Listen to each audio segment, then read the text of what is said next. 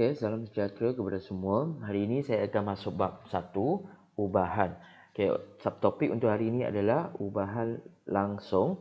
So, kita perlu belajar tentang menerangkan maksud ubahan langsung, menentukan hubungan antara dua pemboleh ubah bagi suatu ubahan langsung, menentukan hubungan antara tiga atau lebih pemboleh ubah bagi suatu ubahan tercantum dan menyelesaikan masalah yang melibatkan ubahan langsung. Kalau sempat, kita akan habiskan ini. Kalau tidak, kita akan buat mana yang kita sempat. Okay, sila rujuk buku teks. Okay, bab 1, ubahan. Okay, konsep ubahan banyak digunakan dalam kehidupan seharian kita dan meluas dalam bidang sains dan matematik.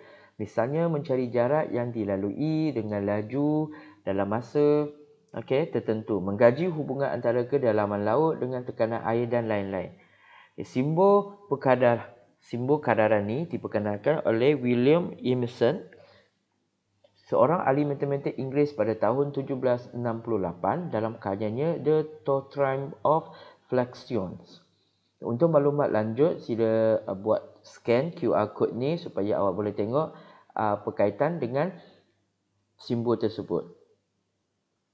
Okay, dalam kajian saintifik, juru elektrik menjalankan eksperimen untuk mengkaji hubungan antara dua atau lebih pemboleh ubah. Sebagai contoh, dalam suatu eksperimen mengenai arus elektrik, nilai watan dia meningkat, maka arus mengalir di tas juga meningkat.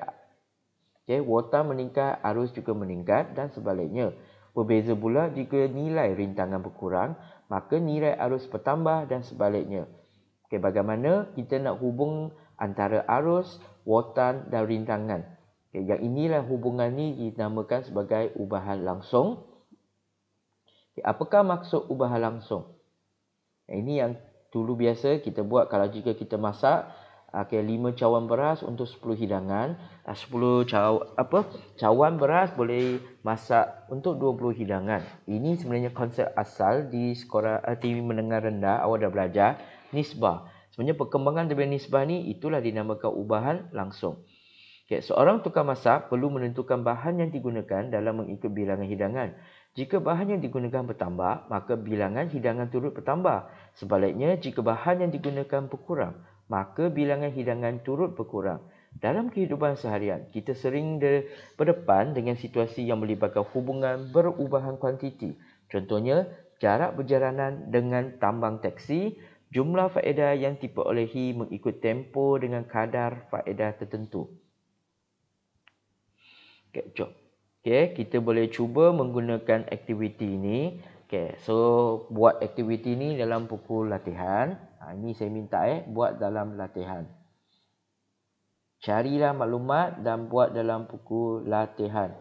Okay, langkah dengan melayari laman sesawang bank negara. Pergi melayar untuk hari semasa. Dapatkan kadar pertukaran mata wang ringgit Malaysia RM kepada dolar Singapura, baht Thai, yen Jepun yang terbaru. Okay.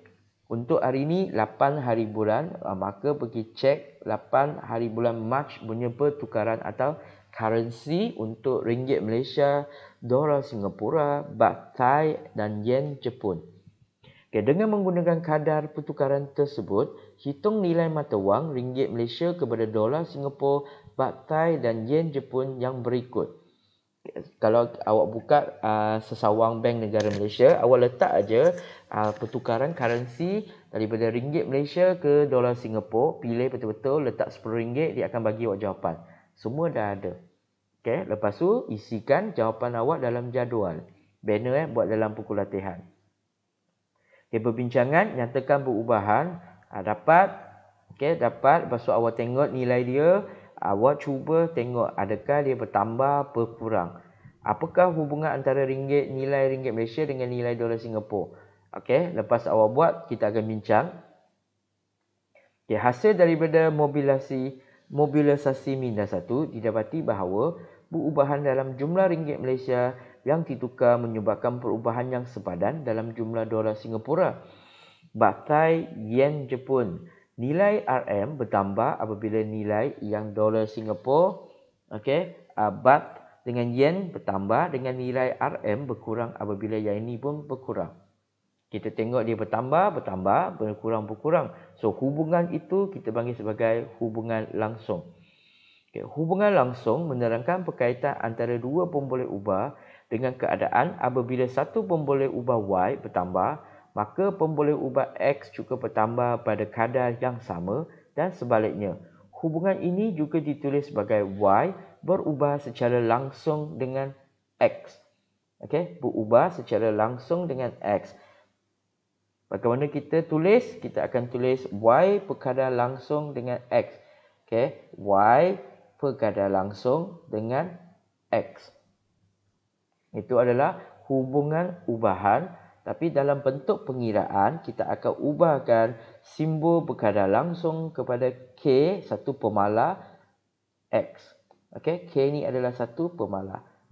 Itu untuk kita cari. Okay. Untuk yang ni, salin ini sebagai nota. Okay. Bukan nota lah, dalam buku latihan lah. Kita tak ada buku nota kan. Dalam latihan. Contoh penerangan. Kita nak tengok. Nanti kita nak tengok. Okay. Bagi suatu ubahan langsung, Y berubah secara langsung dengan X kuasa N. Boleh ditulis sebagai Y berkata langsung dengan X kuasa N. Okay. Lepas tu, kalau kita tukar dalam bentuk bersamaan, kita akan tukar K di depan.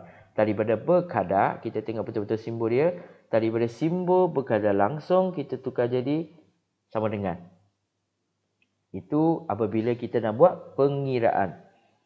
Okay. Kalau kita buat graf pun boleh. Daripada graf, kita mendapat penyelesaian. Maka, yang ini adalah rumusan daripada ubahan langsung. Y berubah secara langsung dengan X kuasa N. Bagi N sama dengan ni. Okay, kita boleh tulis Y berkadar langsung dengan X kuasa N. K ke depan. Okay, K sama dengan Y bagi X kuasa N. Dan graf yang kita dapat adalah mesti bermula daripada asalan. Mesti bermula dari asalan. Okay. Banyak sangat kan? Salin lah. Kalau nak ringkas, salin yang bawah aja. Yang saya dah minta, salin yang bawah ini saja. Sebab yang atas ni berulang-ulang betul. Boleh baca. Minta tak payah salin. Salin yang bawah ni saja. Ubahan langsung. Okay, so sekarang kita tengok contoh. Semua contoh yang ada 1 hingga 13 silalah bersedia. Okay, salin. Okay, jumlah gaji seorang pekerja sambilan sebagai jurujual berubah secara langsung dengan bilangan jam dia bekerja. Okay, nyatakan perubahan pada jumlah gaji jika bilangan jam dia bertambah 2 kali ganda. Okay, samalah awak kerja lebih, gaji lebih. Maka penyelesaian dia adalah jumlah gaji pun bertambah 2 kali ganda. Inilah hubungan dia. Kalau kita kerja lebih, mesti dapat gaji lebih. Kalau kerja 2 kali ganda masa, dapatlah untung 2 kali ganda. Okay, jumlah gaji jika bilangan jam tu berkurang sebanyak 40%. Okay, maka jumlah gaji dia pun berkuranglah sebab jam awak dah berkurang. Okay, bilangan jam bekerja jika jumlah gaji yang diterima adalah separuh daripada gaji asal. Maka bilangan jam bekerja adalah separuh daripada bilangan jam asal kerjanya. Sama sebab dia hubungan adalah sama. Okay, contoh kedua. Sebuah kereta mainan bergerak daripada keadaan berkun. Jarak yang dilalui oleh kereta ditunjukkan dalam jadual di bawah. Kita ada masa dalam saat 2, 4, 6, 8, 10, 12. Kita ada jarak Y 14, 28, 42, 56, 70, 84. Okay, tentukan sama ada Y berubah secara langsung dengan T atau T kuasa 2. Seterusnya, tuliskan hubungan tersebut dalam bentuk ubahan. Okay, kita cuba jawab. Kita kena bina jadual sendiri. Okay, kita senang sikit bina jadual sendiri. Kita ada T, masa. Lepas tu 2, 4, 6, 8, 10, 12. Lepas tu kita ada Y, 14, 28, 42, 56, 70, 84. Okay, lepas tu kita nak tengok hubungan dia kan dengan T kuasa 2. Maka kita cuba bahagi. Okay, Y bahagi T. Kita tengok ada tak berbeza dia. Okay, Y bahagi T adalah 14 bagi 2. Sama dengan 7. Okay, 28 bahagi 4. Sama dengan 7. Okay, lagi 42 bahagi 6 sama dengan 7. Sama nak nampak 56 bahagi 8 kita pun dapat 7. Okey, 70 bahagi 10 kita pun dapat 7. 84 bahagi 12 adalah 7. Nampak dia dapat semua nilai yang sama. Okey, tapi kalau kita cuba bahagi y bagi t kuasa 2 iaitu 14 bahagi 2 kuasa 2. Apakah nombor yang kita dapat? Kita dapat adalah 3.50. Okey, seterusnya 24 bahagi 4 kuasa 2 kita dapat 1.75. Okey, yang lain tu seterusnya lah kita cuba tengok 84 bahagi 12 kuasa 2 kita dapat 0.58.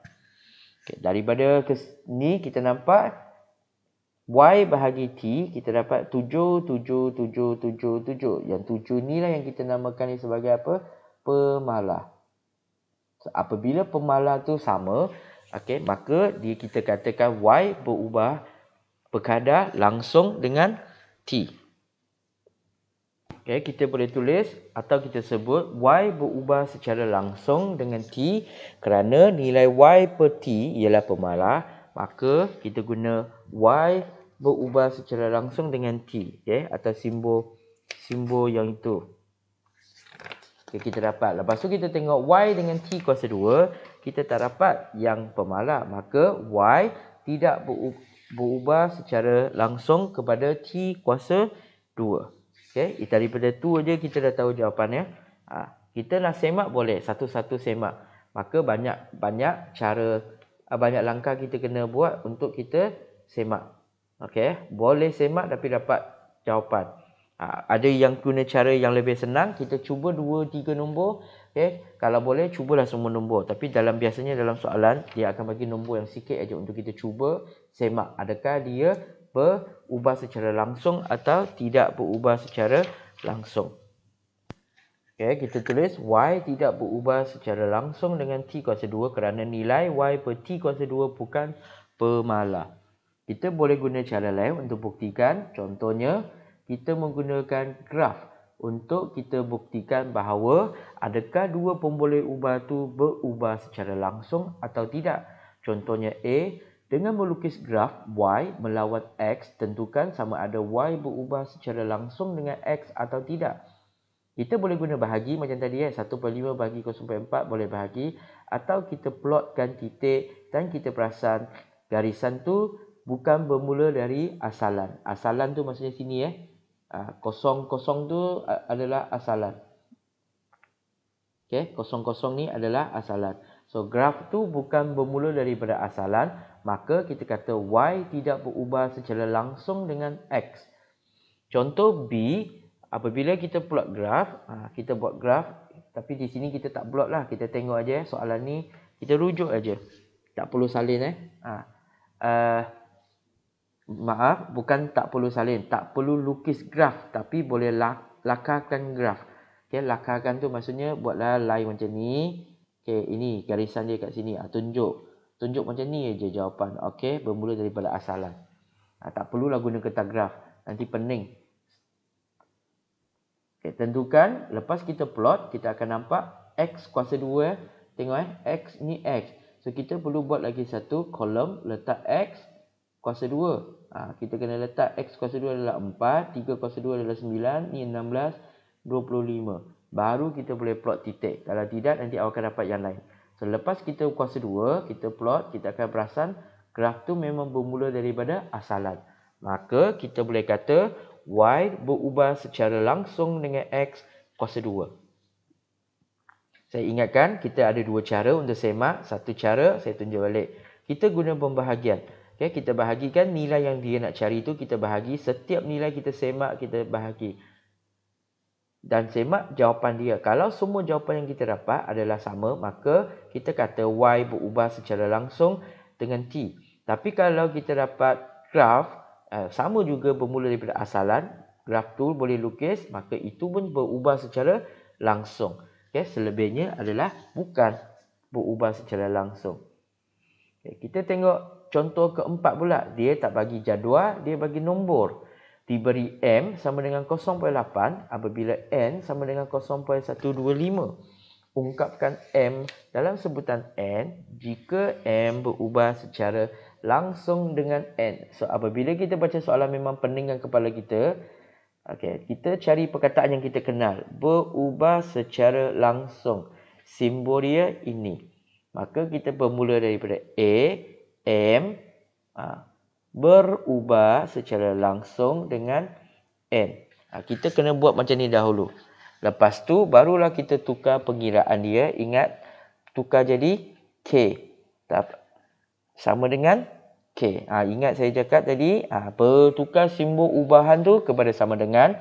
Ini untuk buat pengiraan.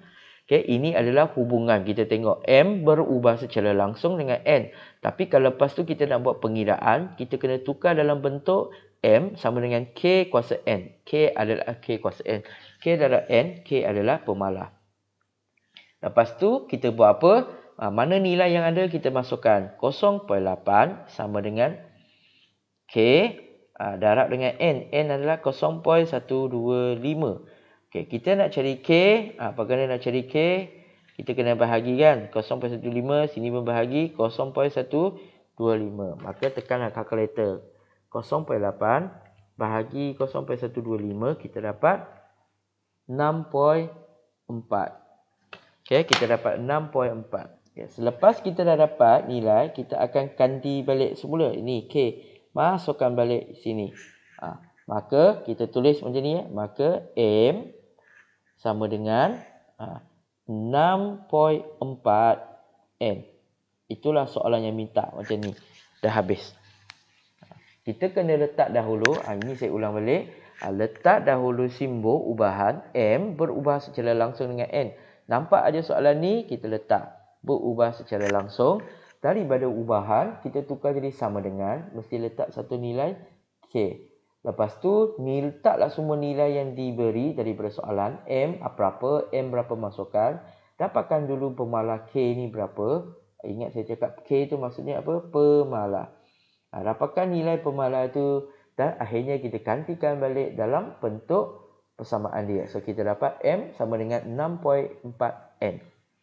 Sekarang kita tengok contoh B pula. B pun sama. Dia kata M berubah secara langsung dengan punca kuasa 3N. Mana yang kita kenal letak simbol dulu. Ini berubah secara langsung. Punca kuasa 3N. Maka barulah kita tulis M. M berubah secara langsung. M berubah secara langsung dengan apa? Punca kuasa 3N. Tulis saja. Lepas tu barulah kita tukar M sama dengan K darab apa? Punca kuasa 3N. Adakah dia susah ke? Tak juga. Ikut aja soalan. M tu berapa? 0.8. Soalan dah bagi. Masukkan. K. Ini punca kuasa 3N tu apa? 0.125. Tekan kalkulator. Punca kuasa 3. Punca kuasa 3. Punca kuasa 3. 0.125. Dapat apa? 1/2 atau 0.5. Kita dapat 0.5K sama dengan 0.8. Maka K sama dengan apa? Bahagi 0.5 bahagi 0.5. 0.8 bahagi 0.5. Kita dapat 1.6. So, K sama dengan 1.6. Gantikan ke atas sini. Saya tulis. Maka M sama dengan 1.6. Punca kuasa 3N. Itu sahaja dia minta. Jangan rasa susah. Kita ikut aja. Ada nombor letak nombor. Ada simbol letak simbol. Yang lain tekan kalkulator. Kita boleh selesai. Yang penting baca soalan berubah secara langsung. Simbol dia adalah yang ini. Punca kuasa 3. Kena tahulah simbol dia adalah punca kuasa 3. Kita tengok lagi satu contoh. Contoh 5. Pemanjangan spring X berubah secara langsung. Dah kenal lah. Keluar satu perkataan yang kita kenal. Berubah secara langsung. Simbol dia ini. Dengan jisim pemberat W. Diberi bahawa pemanjangan spring adalah 3 cm apabila diletakkan pemberat 2 ni. Dia dah bagi. So, kita bermula dengan X berubah secara langsung dengan pemberatnya W. Tukar dalam bentuk apa? Sama dengan kan? Sama dengan mesti letak 1K. Okay, apakah nilai yang dia bagi? Kita masukkan. Dipanjang 3 cm. So, letaklah 3 cm. 3. Okay, pemberat dia berapa? 200. Letaklah 200. Yang lain tu salin balik. K. Nak cari K, bahagi 200. Bahagi 200. Maka kita dapat K sama dengan 3/200. Ini tak payah tukar perpuluhan dah. Dah pening dah. 3 bahagi 200. Okay.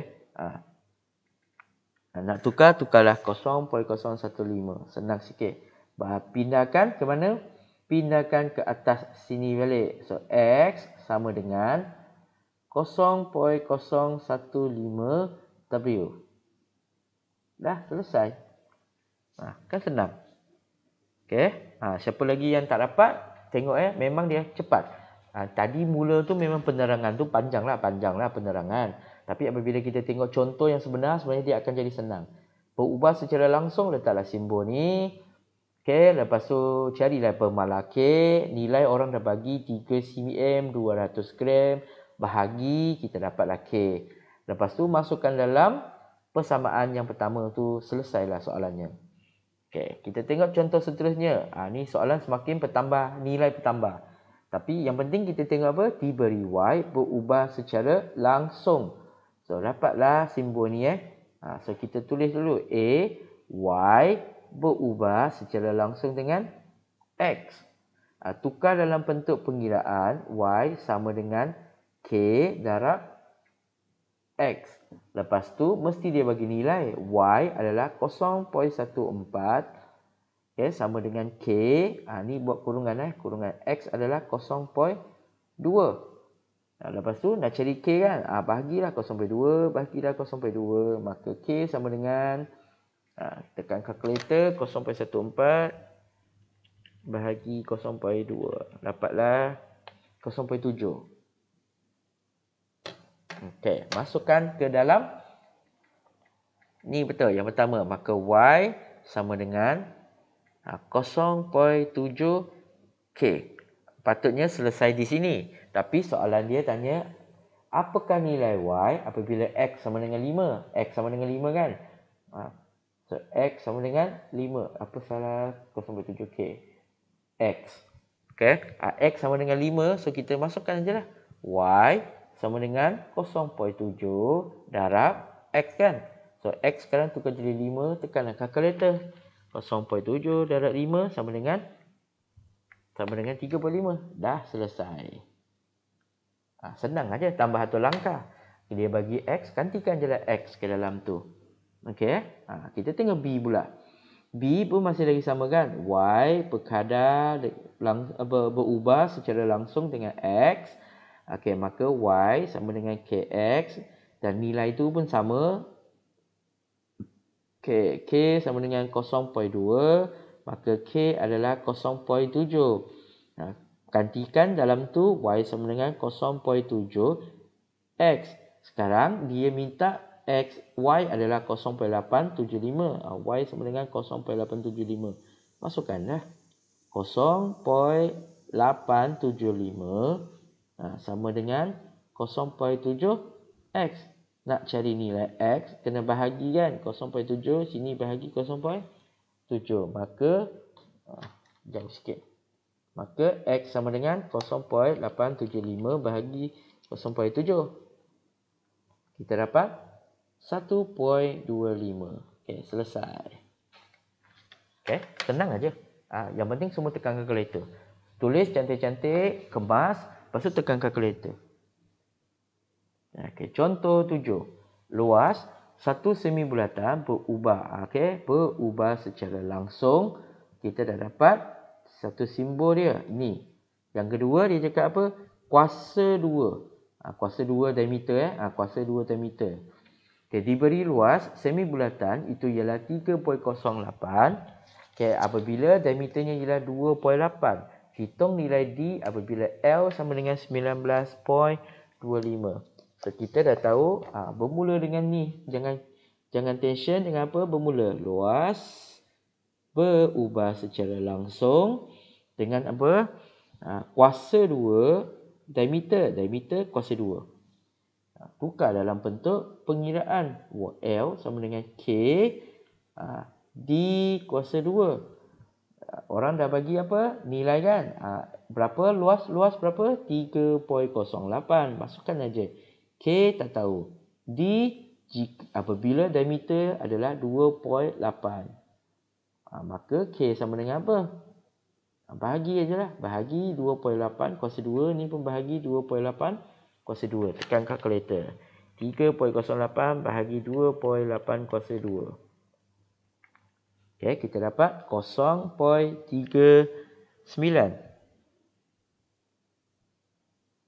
Okay, 29.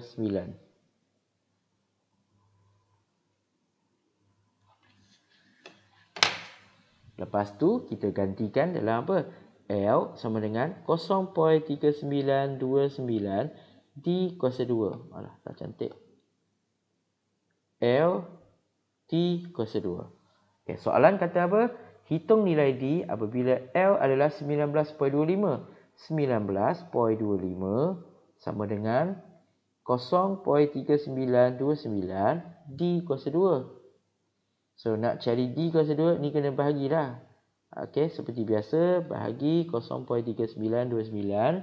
Kita dapat 19.25 bahagi 0.3929. Okey, kita dapat 48.99. Okey, untuk D kuasa 2. Sekarang kita nak cari D sahaja. Kita letak punca kuasa 2, letak punca kuasa 2. Okay, punca kuasa 2, 48.99. Akhirnya kita dapat 7. Okay. Kalkulator kita tunjuk ni 99. So kalau kita gunakan inilah 7 cm.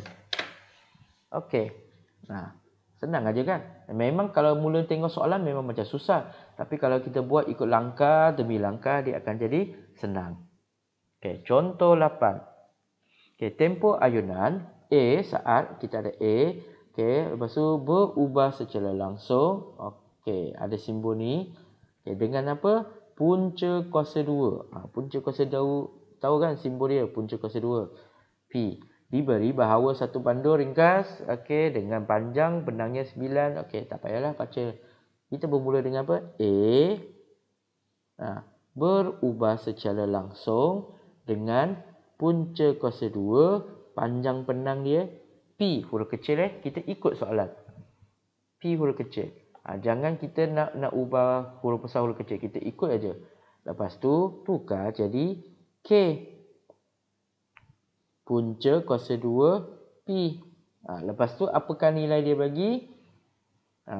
Diberi bahawa satu bandur ringkas dengan panjang benangnya 9 cm. So letaklah K. Lepas tu punca kuasa 2 9. Mempunyai tempoh ayunan sebanyak 1.2 saat. Okey, 1.2 ke depan. Maka punca kuasa 9 berapa? Tekan kalkulator. Kalau tak nak tekan kalkulator, bahagi aja lah terus. Bahagi punca ni, bahagi ni. Tekan kalkulator lagi cepat. Malas nak kira. 1.2 bahagi punca kuasa 2 9. Okey, terus dapat 2.5 atau 0.4. Maka tukar kat sini A sama dengan 0.4 punca kuasa 2 P. Seterusnya, dia minta hitung tempoh ayunan jika panjang benang ialah 25. So, kita masukkanlah panjang benang kat mana? 0.4 punca kuasa 2, 25. Tekan kalkulator. 0.4 punca kuasa 25. Sama dengan 2. Selesai. 2 saat apa? 2 saat dah. Okey, selesai contoh 8. Okey, kita tengok contoh yang 9. Okey, tuliskan hubungan dengan menggunakan simbol ubahan. Tak apalah, yang 9 ni saya akan bincang kepada yang kelas seterusnya. Ini pun dah setengah jam. Okey, so kita dah 8. Okey, awak boleh cuba buat latihan. Cuba tak tahu tak apa, cuba buat. Latihan 1.1b ikut buku teks muka surat 10. Okey. Tak banyak pun. 1 hingga 9 lah. Okey, itu saja untuk hari ini. Rasanya tak ada masalah.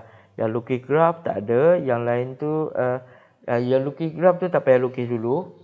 Okey, soalan mana yang lukis graf? Soalan 2 kot. Lukis graf tu tak payah dulu. Yang lain-lain tu kita boleh buat pengiraan. Okey, ada masalah sila tanya dalam grup Telegram. Sekian, terima kasih.